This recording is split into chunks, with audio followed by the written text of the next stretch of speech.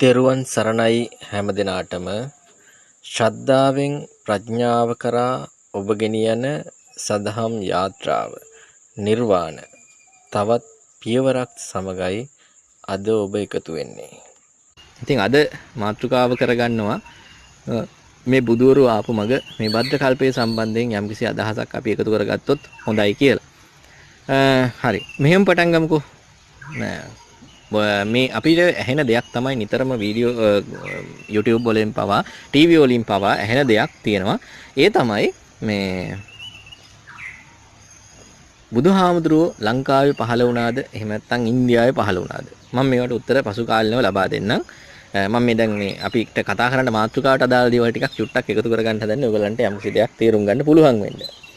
ඉතින් මේ ඊළඟට සමහර ස්මාරක ඊට පස්සේ නටබුන් තියෙන දේවල් ගල් ගුහා ওই දේවල් හම්බෙනකොට එක එක අර්ථකථනයන් වලට යනවා මේක අහවල් රාවණ යුගයේ එහෙම නැත්නම් මේක අහවල් බුදුහාමුදුරන්ගේ යුගයේ. ඉතින් මෙහෙම තියෙනවා. ඉතින් මම මේක ගැන කියනවා නම් ඔබට ඕන තරම් දේවල් හම්බෙන්න පුළුවන්. මොකද අපි ගෞතම බුදු සාසනයේ තොරතුරු අපිට ඇහෙනකොට ඉතිහාසගත තොරතුරු ඇහෙනකොට අපිට ඔබට ඇහිලා ඇති මේ මහා භද්‍ර කල්පය තුර කකුසඳ ඕනාගම කාශ්‍යප ගෞතම සහ මෛත්‍රී. එහෙම නේද අහලා තියෙන්නේ.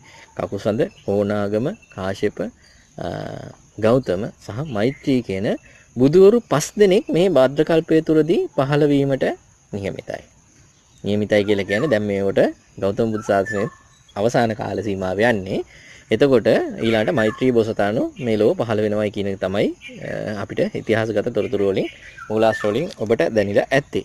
ඉතින් බුදුවරයෙක් පහළ වෙන්න එහෙම නැත්නම් බුදු කෙනෙක් බුදු වෙන්න ඒ කියන්නේ මිනිස්සෙකුට බුදු වෙන්න අපි දන්නවා ගෞතම බෝසතාණන්ට සාපේක්ෂව ගත්තොත් එහෙම අහලා තියෙන විදිහට සාර අසංකේය කල්ප ලක්ෂයක් පෙරම් පිරවලු බුදු වෙන්න. එහෙමනේ. එතකොට අපි දන්නවා මේ කල්පය භද්‍ර කල්පයක්. මේ භද්‍ර කල්පය තුල බුදුවරු මේක එක කල්පයක් විදිහට අපි සලකමුකෝ. එහෙම බලපුවාමත් සාර අසංකේය කල්පලක්ෂයක් කියන්නේ සුළුපටු කාලයක් නොවේ. එහෙනම් මේ බුදුවරු ගමන් කරන මග අපි ගමන් කරන්න යම්කිසි කෙනෙක් තීරණය කරගත්තොත් ඒක ඒ තරම් සුව පහසු ගමනක් වෙන්නෙම නැහැ. මොකද අපි දන්නවා මේ ලැබපු ආත්ම භාවයේත් කතා කරන ඔබත් ඒ කියන්නේ මේක අහගෙන ඉන්න ඔබත් කතා කරන මමත් මොන තරම් දුක්ඛම් කටළු වලට මුහුණ දෙනවද මේ එක ආත්ම භාවයක් වෙන. එහෙනම් අර විදිහට කල්ප ගණන් ගෙවෙනකොට කොච්චර දුකක් සංසාරේ විඳින්නේ නැද්ද එකම විදිහට ආත්ම ලැබෙමින්. අපි දන්නවා සමහර දැන් අපි වඳුරු කුලයක ඉපදුනොත් අපි බණ කතාවල අහලා ඇති සමහරට 500ක් ආත්ම භාව කියන. හරියට නිකන් ගැනලා කිව්වා වගේ. ඒ කියන්නේ අපිට විශාල ප්‍රමාණයක් කියන්නේ එහෙම පෙන්නලා තියෙන්නේ. නැත්නම් හරියටම 500ක්ද 501ක්ද 499ක්ද අපි දන්නේ නැහනේ. නමුත් මේ කියන්නේ සංකේතවත් වශයෙන් වැඩි ප්‍රමාණයක් වැඩි කාලයක් එක දිගට එකම ආත්ම භාව ලැබමින් උත්පාද වෙනවා. එහෙනම් එකම ආත්ම භාව ලැබෙන උපාද වෙනකොට අපි දන්නවා මේ දැන් අපි හැම වෙලාවෙම බනට ඇහෙන එකක් අපි දෙයක් තමයි මේ මොන හරි කරපුවා අපාය යනවා. අපි මේ කරන දේවල් වලට අපාය යනවා. අපි මේ කරන දේවල් වලට අපාය යනවා. ඉතින් එක දිගටම 500ක් එක දිගට එකම ආත්ම භාවයක් ලබන්න නම් ඒතකොට ඒ ආත්ම භාවය කරපුවට අපාය ගියකෝ. කෝ අපාය ගියා? නේද? කෝ අපාය ගියා? ඉතින් එහෙම අපාය යන්නේ. සමහර ආත්ම භාව තියෙනවා. අපි හිතනවා තිරිසන් වෙලා උපදින්නේ. මම මේ දැන් අපි ඉස්සරහට කතා කරන මාතෘකා. එහෙම නැත්නම් අපි ඉස්සරහට සාකච්ඡා කරන්න බලාපොරොත්තු වෙන දේවල් සම්බන්ධයෙන් අදහසක් ගන්නයි කියන්නේ. හැබැයි මම මේ මාතෘකාව ගැඹුරටම කතා කරනවා. එතකන් මේ උඩින් පල්ලෙන් මේ දේවල් අහන්න ගිහිල්ලා නැත්නම් මේ චුට්ටි කාරණාවක් දිහා යන්න ගිහිල්ලා ඔයගොල්ලෝ මේ මාත් එක්ක එල්ලෙන්න හදන්න එපා. උරණ වෙන්න හදන්න එපා. ධර්මයේ විකෘති කරනවා කියලා තැනට එන්න එපා. මොකද අපි මේ ටික සාකච්ඡා කරලිමු ඉවරනකම්. යම් කතා මාලාවේ මේ කතා කරන එකේ මාතෘකාවේ අපි කොටස් කීයක් කතා කරයිද? අන්න ඒ කීය ඉවරනතුරු ඉවසලා ඉන්න. ඊට පස්සේ අපි සාකච්ඡා කරමු. මොකද මේ නැත්තම් වෙන්නේ ඔබ මේ මම අදහස් කරන දේ උඩින් පල්ලෙන් තේරුම් අරන් ඒක ගැඹුරට නොගිහින් කතාව ප්‍රශ්න ඇති කරගන්නවා. එහෙම කරන්න එපා. ඉතින් එහෙනම් මේ අපි උපාද වෙනකොට එතකොට එකම ආත්ම භාවයක් ලබා උපදින්න නම් දැන් ඔබට සමහර ආත්ම භාවවලදී අපි දකිනවා බුදුහාමුදුරුවන්ගේ ජාතක කතාව ඇතුලේ එක්කෝ දේවදත්ත මෙච්චර මේ පව කරපු දේවදත්ත මනුෂ්‍යාත්මලාභයක් උපදින අවස්ථා තියෙනවා. ඒ ආත්ම භාවයේදීම සමහරට සත්ත්ව කුලයක උපදිනවා මේ බුදුහාමුදුරුවෝ. ඒ අතරේ ආනන්ද ඇතුළු අනිත් අයත් ඒ ආත්ම භාවයේ ඉන්නවා. එතකොට අපිට නිතර ඇහෙන දෙයක් තමයි මේ පව් කරලා හරි කුසලයෙන් අඩු වෙලා හරි මොකද තිරසං ආත්ම භාව ලබන්න වෙනවා කියන එක. එතකොට බුදුහාමුදුරුවෝ එතකොට ත්‍රිසං ආත්ම භාවයකට එහෙමපත් වෙන්නේ පව් කරලාද? පව් කරලාද? එතකොට අර දේවදත්ත එතකොට මනුෂ්‍යාත්ම ලාභය ලබන්නේ පින් කරලාද? මෙහෙම ඔබට ප්‍රශ්න එනවද කියන්න මම දන්නේ නැහැ. හැබැයි මට මෙහෙම ප්‍රශ්න එනවා. දැන් ඔබ කියයි ඔහොම ප්‍රශ්න දාගන්නට වඩා හොඳයි. මෙන්න යන මග දීලා තිනවා. චතුරාර්ය සත්‍ය දීලා තිනවා. ආරෂ්ඨාංගික මාර්ගය අපිට දීලා තිනවා. ඉතින් ওই පාරේ ගියා නම් නිවන් දකින්න පුළුවන් නේ කියලා. නේද? ඔව් පුළුවන්. ඔව් පුළුවන්. ඒ දීලා තියෙනවනේ. ඒක තේරුම් ගත්ත අයට යන්න පුළුවන්. මම මේ කතා කරන්නේ සමහර අය ඇති කියලා විශ්වාස කරනවා මෙවැනි ප්‍රශ්නත් එක්ක ගැටෙන. මතක තියාගන්න ගෞතම බුදුහාමුදුරුවෝ කියන්නේ ප්‍රශ්නත් එක්ක ගැටිලා ඇවිල්ලා බුදු වෙච්ච චරිතයක් කියන එක තමයි මගේ පූර්ණ විශ්වාසය සහ මම දැකපු දේ. හේතුව මෙන්න මේකයි. අල්ප ආයු තියෙන කාලෙක මනුෂ්‍ය ලෝකයේ තුල අල්ප ආයු තියෙන කාලෙක වසර 80ක පමණ ආයුෂ ලැබමින් පරමායුෂ නෙමෙයිනේ. පරමායුෂත් 120ට වැඩි. තුර අල්පායු තියෙන කාලෙක උපාද වෙනවා බුදුවරයෙක්. ඒ කියන්නේ සංසාරේ මහා පින් කරපු මහා කුසල් රැස් කරපු පුජ්‍යලයේ උපාද වෙනවා කුසල් අඩු මේ ආයුෂ අඩු කාලෙක. එහෙනම් ආයුෂ අඩු කාලෙක උපාද වෙන්න නම් එතන මොකෝ අකුසලයකුත් තියෙන්න ඕනේ නේ. පොඩ්ඩක් කල්පනා කරලා බලන්න. මොකද දැන් අපි මෛත්‍රී බෝසතාණන් ගැන කතා කරනකොට උන්වහන්සේ පහළ වෙනවා කියලා කියන්නේ කොයි කාලෙද? මම මේ කියන වචනය ඇතුලේ සමහරට ගෞරවාර්ථය නොතිබෙන්න පුළුවන්. ඒකට සමා වෙන්න. මොකද මේ මම කතා කරන ශෛලිය. මට හැම වෙලාවෙම බුදුහාමුදුරුවෝ ඒ උත්තමයා කියලා වගේ වචන පාවිච්චි කරන්න බැරි වෙන්න ඉඩ තියෙනවා. හරිද? ඒක ගැන උඩන වෙන්න එපා. මම කතා කරන කාරණාව පිළිබඳව විතරක් එකතු වෙන්න. මම ඔබට කිව්වා මේ කතාවත් එක්ක එකතු වෙන්න ඕන අර සාමාන්‍ය තලවල ඉන්න මිනිස්සු නෙමෙයි. මනුෂ්‍යයන් නෙමෙයි. යම්කිසි දැනුම් තේරුම් ඇති යම් තර්ක විතර්ක ඇතුලේ යමක් තේරුම් ගන්න උත්සාහ කරන අයයි අපිත් එක්ක එකතු වෙන්න ඕනේ. තේරුම් ගන්න. එතකොට මෙහිම බලන්න මෛත්‍රී බෝසතාණන්ගේ උප්පත්තිය අපිට විස්තර කරලා තියෙන විදිහ. උන්වහන්සේ පහළ වෙන්නේ වසර 80000ක් පරමායුෂ තියෙන කාලෙකලු. එතකොට වසර 80000ක් පරමායුෂ තියෙන මනුතලයක ඉන්න මිනිස්සුත් දේවාත්ම වගේ, ඒ කියන්නේ දේවාත්මක බලය වගේ ලබාගත්ත, එහෙම ශක්තියක් ලබාගත්ත මිනිස්සු විය යුතුනේ. එහෙම නෙමෙයිද? එතකොට එහෙනම් මේ කරන කුසල් ඇතුලේ එහෙම ආත්මභාවය ලබන්න පුළුවන්ද කියන එකත් ඔයගොල්ලෝ ටිකක් හිතලා බලන්න. හැබැයි මම කියන්න ගියේ ගෞතම බෝසතාණන් ඇවිල්ලා ප්‍රශ්න කරමින් ආපු චරිතයක් බව හොඳටම පැහැදිලි. එයාගේ ජාතක කතා ඇතුලේ සෑහෙන එයා විඳවපු අවස්ථා තියෙනවා. ඒ කියන්නේ යාගේ ජීවිතය ඇතුලේ ප්‍රශ්න හොයලා. ඒ කියන්නේ බුදු වෙන්න නම් සියලු දේවල් දැනගන්න එපා. ඒ දැනගන්න ප්‍රශ්න කරමින් තමයි සංසාරේ ඇවිදලා තියෙන්නේ. දැන් ඔබ අහයි යම් මේ මෙච්චර මාර්ගය පෙන්ලා තියද්දි ආයෙ මොකටද බුදුවරු ගිය මාර්ගේ දුවන්න හදන්නේ කියලා. ඔව්. එහෙමනම් ඔබට පුළුවන් මේ කතාවෙන් පරිබාහිරව නිවන් මාර්ගය පැහැදිලි කරලා දෙනවා. ඒකේ ගිහිල්ලා ඔයගොල්ලන්ට නිවන් දකින්න පුළුවන්. මගෙන් ඒකේ කිසිම ප්‍රශ්නයක් නැහැ. හැබැයි මේ විදිහේ ප්‍රශ්නත් එක්ක ගැටෙන යම් පුද්ගලෙක් ඉන්නවනම් අන්න ඒ පුද්ගලයාට මේ ප්‍රශ්න ටික निराකරණය නොවි කවදාවත් අර මාර්ගේ යන්න බෑ. මොකද මේ මාර්ගයේ තියෙන සමහර විස්තර කිරීම තේරුම් ගන්නකොට මේ වගේ ප්‍රශ්න ඇතුලේ ගැටෙනවා මේ මිනිස්සයා. මමත් එහෙම ගැටිච්ච අවස්ථා තියෙනවා. ඉතින් ඒවට උත්තර සමහර දේවල් ලැබිලා තියෙනවා. ඔබට මම මෙහෙම සරල දෙයක් කියන්නම්. ඔබ අපි බණහන්නේ අපිට බණහන්න වෙන්නේ අපේ හාමුදුරුවෝල්ලන්ගෙන් බණහනකොට වැරදි කියලා කියනව නෙමෙයි. අපිට ධර්ම සංගායනාව ඇතුලේ තුන්වෙනි ධර්ම සංගායනාවට ගිහිල්ලා තුන්වෙනි ධර්ම සංගායනාව තුලදී කටවචනයෙන් පැමිණිච්ච ධර්ම දේශනාවක් තමයි අපි ග්‍රන්ථාරූඪ කරලා තියෙන්නේ. මම ඒකට මුකුත් කියන්නේ නැහැ. මොකද ඒක අපිට අවශ්‍යයි. ඒ කියන්නේ කිසිම තර්ක විතර්ක මුකුත් නැහැ. ඒක ඕනේ අපිට. ඒකෙන්නේ අපි දැන් මෙච්චර දවසක් හරි අපි දැමක් තේරුම් ගත්තේ. එහෙනම් කිසිම මෙයා ගන්න. නමුත් ප්‍රශ්න කිරීමේ අයිතිය අපිට නැද්ද? ඒ කියන්නේ අපි තුලින් අපි කීප දෙනෙක් එකතුලා සාකච්ඡා කරන්න අපිට අයිතියක් නැද්ද? තියෙනවා. එහෙනම් එහෙමනම් අපිට ඒ පිළිබඳව සාකච්ඡා කරන අපි ඉදිරියට යනවා. එතකොට අන්න එහෙම ඇතුළත් වීමේදී එතකොට ඔතන අපි ධර්ම භාණ්ඩාගාරික හිටියෙත් නැහැ. හිටියද?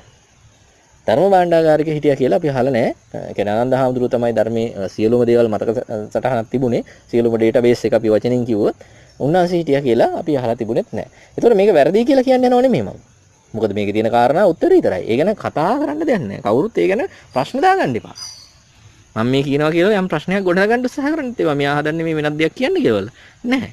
අපි හිතවලට එන ප්‍රශ්න අපි निराකරණය කරගන්න ඕනේ. මොකද මොන පොත මොන විදිහට කෙරවලට පාඩම් කරලා තිබ්බත් මේ සිතිවිලිත් එක්ක තමයි සසර ගමන් කරන්නේ. මේ සිතිවිලි නිවෙන තැන සිතිවිලි වලට හේතුපාදක වෙන්නේ නැති හේතු ඇති වෙන්නේ නැතිත් ඵල ඇති වෙන්නේ නැහැ කියලා අපි දන්නේ හේතුඵල වශයෙන් ගත්තොත්.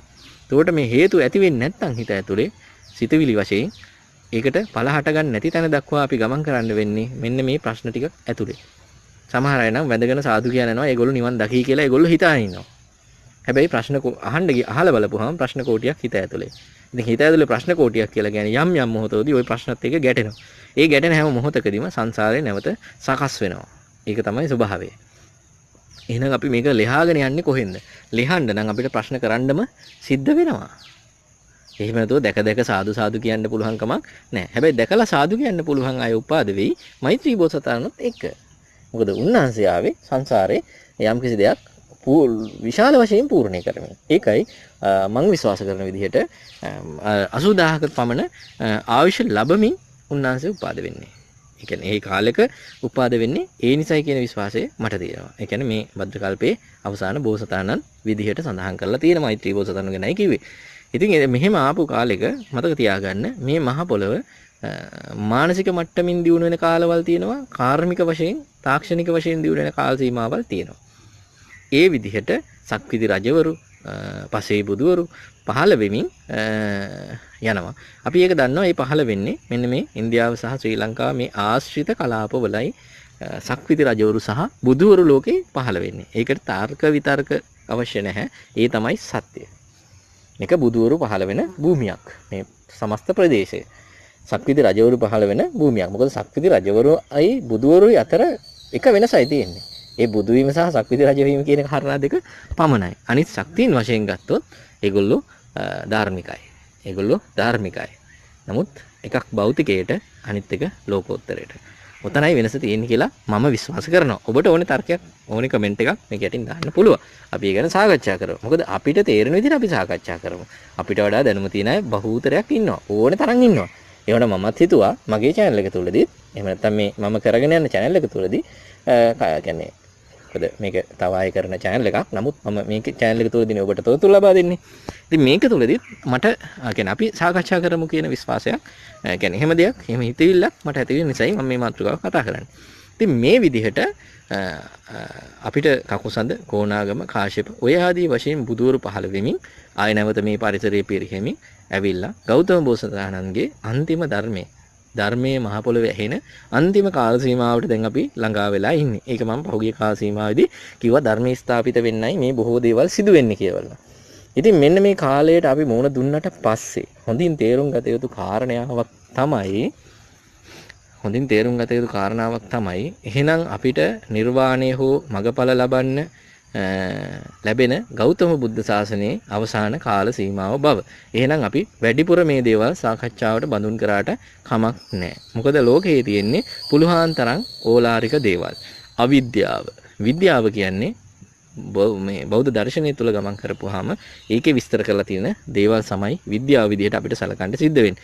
ඊළඟට බෞද්ධ දර්ශනය කියලා කියන එක මට දැනෙන විදිහට මේක බෞද්ධයන්ට අයිති දෙයක් නෙවෙයි. මේක බෞද්ධයන්ට අයිති දෙයක් නෙමෙයි. මේ බෞද්ධ දර්ශනය කියලා කියන්නේ බෞද්ධ දර්ශනයේ වශයෙන් අපි දකින දේ තියෙන්නේ සියලුම ලෝක සත්වයින්ට. සියලුම ලෝක සත්වයින්ට දීලා තියෙන සත්‍යම කාරණාවක් පමණයි. ඒක බහුතරය අපිට මේ බෞද්ධයෝ කියාගන්න අපිට තමයි ඒක රැකගැනීමේ අයිතිය තියෙන්නේ. ඒක වෙනයි. හැබැයි බෞද්ධයන්ට පමණක් දේශනා කරපු ධර්මයක් නෙවෙන කියන එක හොඳට මතක තියාගන්න ඕනේ. කවුරු උනත්. එහෙනම් අපි මේ මාතෘකාවේ තවත් කොටසක් මම හිතන්නේ මම වටින් ගොඩක් දේවල් කතා කරා. ඔබ මේක යටින් කමෙන්ට් කරන්න උත්සාහ කරන්න මට ඒක මාතෘකාවක්. අන්න ඒ තුල අපි කතා කරමු. මොකද මම මාතෘකා කරමින් කතා කරනවට වඩා ඔබේ ප්‍රශ්නත් එක්ක මට පිළිතුරු සපයන එක ඇත්තටම මට පහසුයි. ඒක හරි පහසුයි. ඒ නිසා මම මේ වීඩියෝ එකේදී බලාපොරොත්තු වෙනවා ඔබ යම් අදහසක් දෙයි. මේ අහවල් ජාතක කතාව කියන්නේ කියලා කියන්න එපා. මේ ජාතක කතාව ඕන කෙනෙක් අහලා තියෙනවා. අපි මේ ජාතක කතාව නම් මුල් කරගනිමින් යම්සි අදහසක් කතා කරමු.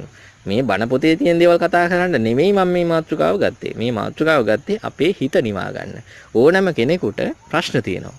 මේ ප්‍රශ්න ටික තියාගෙන අපි සංසාරේ ඇවිද්දොත් කොච්චර බණ දහම් කොච්චර පිංකම් කරලා තිබුණත් අන්තිම මොහොතේ යන්නේ ප්‍රශ්නේ මනසට ආවොත් ඒ පුද්ගලයා අනිවාර්යෙන් දුගතිගාමී වෙනවාමයි. ඒක අය නතර කරන්න පුළුවන් කමක් නැහැ. අන්තිම මොහොතේදී සිතට නැගුණොත් ඒ ප්‍රශ්නය තුළ ඇතිවෙච්ච වෛරයක්, කනස්සල්ලක්, මොකක් හෝ සිතවිල්ලක් පැන නැගුණොත් මොකද ප්‍රබල වශයෙන් හිතේ තියෙන තමන්ගේ සිතට කාවැදෙච්ච ප්‍රබලම සිතවිල්ලනේ. ඉතින් ප්‍රබලම සිතවිල්ල සමහරට දුක්ඛදායක සිතවිල්ලක් වෙලා තිබුණොත් කොච්චර පිංකම් කරලා තිබුණත් යන්නේ දුගතියෙම තමයි. අන්න ඒක ඒ නිසා අපිට සිද්ධ වෙනවා අන්න ඒ මොහොත නිවැරදි කරගන්න එවැනි ප්‍රශ්න වලට උත්තර හොයාගන්න. ඒත් බුදුහාමුදුරුවෝ දිවසින් බලනවා කියලා කරන්නේ කෙනෙක්ගේ සිත තුළ මම විශ්වාස කරන විදිහට. මොකද මම බුදුවරයෙක් නෙමෙයිනේ. මට එහෙම මේකක් නැහැ. එතකොට බුදුවරු කරන්නේ සහ රහතන් වහන්සේලා කරන්නේ තව කෙනෙක්ගේ සිත කියවීමේ හැකියාව තියෙන අය කරන්නේ අන්නේ සිතේ පළපදියම වෙලා තියෙන බරපතලම ප්‍රශ්නයට කෙටි උත්තරයක් ලබා දෙනවා සමහරලාට. නැත්තම් එයා විසින් ලෙහා ගන්න උත්තරයක් දෙනවා. එහෙම කියන්නේ අවබෝධයෙන් දෙනවා. නැත්තම් අවබෝධ කරලම දෙනවා. මෙන්න මේකට හේතුව මේකයි කියලා. ඒ කියන්නේ සංසාරික වශයෙන් මෙන්න මේ කාලේ මෙහෙම දෙයක් වුණා කියලා හරි කමන්නේ. ඒක පැහැදිලි කරලා දෙනවා. අන්න එතනදී ඒ අවබෝධයට ආපු ගමන් හිතේ පළපදියම වෙලා තිබිච්ච ප්‍රබලම සාධකය හවරයි. එහෙනම් එයාට නිවන් දැකීමේ හැකියාව තියෙනවා. මේ අපි කවුරුත් සංසාරේ ඇවිදින්න ප්‍රධාන හේතුවක් වෙන්නේ මම විශ්වාස කරන විදිහට ප්‍රබලම සාධක අපේ සිත් ඇතුලේ හිර වෙලා තියෙනවා අපිට අඳුනා ගන්න බැරුව. ඒ නිසායි අපි ඇවිදින්නේ අනිකුත් සාධක අර පොහොර දානවා වගේ වතුර දානවා වගේ තව දේවල් අපි සංසාරයට එකතු කරමින් ඇවිදින බවකුයි පේන්නේ. ප්‍රධානම දේ තමයි අන්න අර ප්‍රබලම සිතුවිලි මොනවද? කොතෙන්ටද අපි ප්‍රබලව බැඳිලා තියෙන්නේ කියලා ඒක කඩා ගන්න එක මනසින්. ඒක කඩාගත්තොත් අපිට මේ මන කියන්නේ කඩාගන්නේ වෛරයකින් නෙමෙයි. උපේක්ෂාවකින් නෙමෙයි. ඒක යන විදිය බලමු අපි ඉස්සරහට. කෙසේ හෝ මේ මනසින් ප්‍රබලම දේ කැඩිය යුතුයි. මම සරල උදාහරණයක් ඔයගොල්ලන්ට කියන්නම්. ඔබ දන්නවා ආනන්ද හාමුදුරුවෝ. මගේ විශ්වාසයේ විදිහට මම මේ කතාව කියන්නේ ඔබ ඕන විදිහට හිතා ගන්න. මම තේරුම් ගත්ත විදිහ. ආනන්ද හාමුදුරුවෝ ගැන ඔබ දන්නවා. ආනන්ද හාමුදුරුවෝ නිවන් දැක්කේ නැහැ. බුදුහාමුදුරුවෝ ඉන්න තාක්කල්. ඒකෙදි අපිට දැනගන්න දේ තමයි එයාට උපස්ථාන කර යුතු සහ ඒ නිසා රහත් වෙන්න බැහැයි කියන වගේ එකක් තමයි අපිට ඇහිලා තිබුණේ. නමුත් මම විශ්වාස කරන්නේ එහෙම මට දැනෙච්ච දේ ඒක නෙමෙයි. මම මගේ අදහස ඉදිරිපත් කරන්න. ඔබ මේකත් එක්ක ගැටෙන්න උත්සාහ කරන්න එපා. ඔබේ අදහස ඔබ ඉදිරිපත් කරන්න. මගේ විශ්වාසය ඒක නෙමෙයි සිද්ධ වුණේ. සංසාරේ පුරාවටම එයා සිතුවිල්ලක්ම වාගෙන තිබුණා. බුදුහාමුදුරුවෝ එයාගේ සගයා විදිහට. මම මේ කියන වචන ඔයගොල්ලෝ මාත් එක්ක උරණ වෙන්න එපා. ඔබට තේරුම් කරගෙන දීමටයි මේක කියන්නේ. තමන්ගේ සගයා වීමට සගයා බවට තමයි ආනන්ද හාමුදුරුවෝ මනසින් මවාගෙන තිබුණේ කියන එක තමයි මම විශ්වාස කරන්නේ බුදුහාමුදුරුවෝ.